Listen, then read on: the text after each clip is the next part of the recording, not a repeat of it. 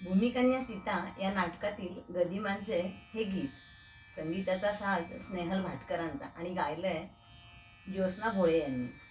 रावण वध करून विभीषणास लंकेच्या गादीवर बसून राम सीतेला घेऊन अयोध्येत परत आले आहेत. अयोध्येत रामराज्य सुरू झाले. राज्याबरोबरच राम सीतेचा संसारही फुलू लागलाय. राम सीतेला अपत्यप्राप्तीची चाहूल लागली आणि सगळीकडे आनंदाचे वातावरण निर्माण झाले. सीतेचे डोहाळे पुरवण्यासाठी सारे उत्सुक झाले. अशावेळी वनातील रामाबरोबरच्या सुखद आठवणीत रमून गेलेली सीता रामासंगे वनात जाण्याची इच्छा व्यक्त करते. थोडे दिवस जातात आणि दुधात मिठाचा खडा पडावा तसे अयोध्येतील एक परीट सीतेच्या चारित्र्यावर संशय घेतो. आदर्श नीतिमान असा राम तत्क्षणी आपल्या प्राणप्रिय अशा सीतेला त्याग करण्याचा निर्णय घेतो.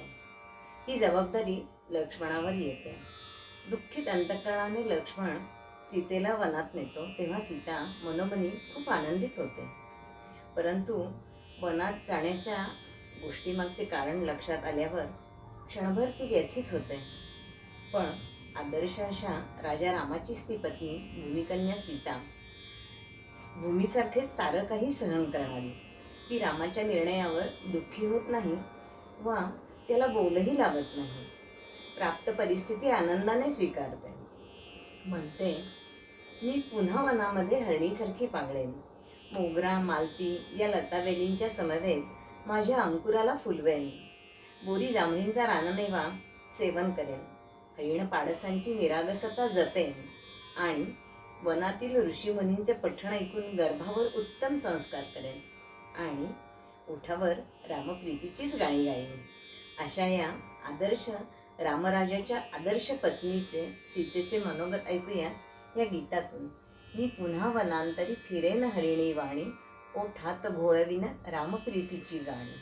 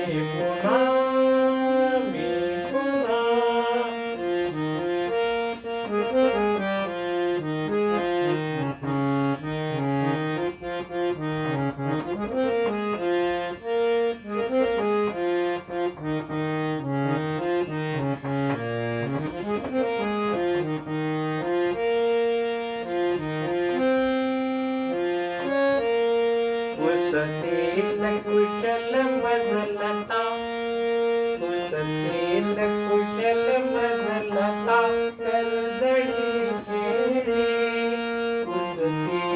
कुशल मजलता कर्दळी फेरी. मोगरा मालती फुलतील भलत्या वेळी. मोगरा मालती फुलतील भलत्या वेळी.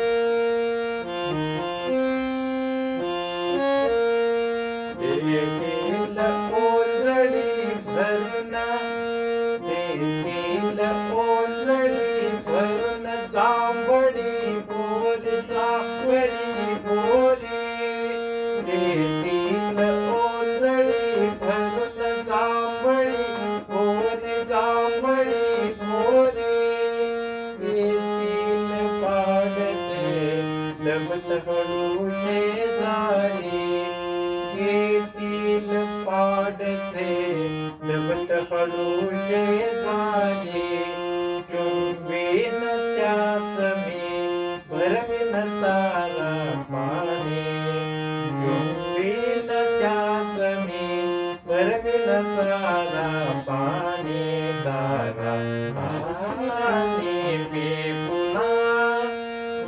पुन्हा वनांतरी फिरेल हरिणी वाणी ओठात बोलविल राम प्रीतीची राणी मी पुन्हा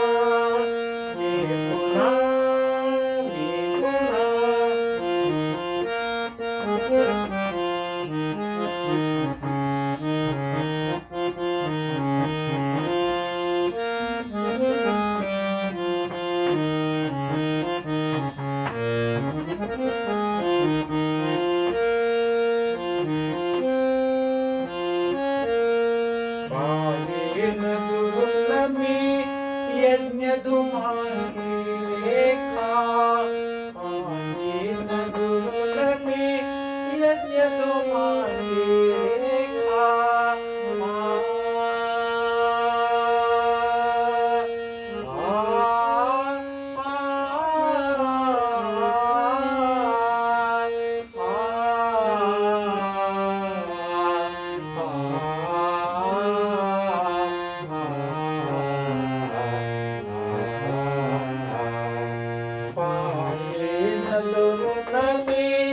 यज्ञ तुम्हारी रेखा यज्ञ तुम्हारी रेखा जाईन तपोवने अवचित को न्याय का जाईन तपोवने अवचित को न्याय का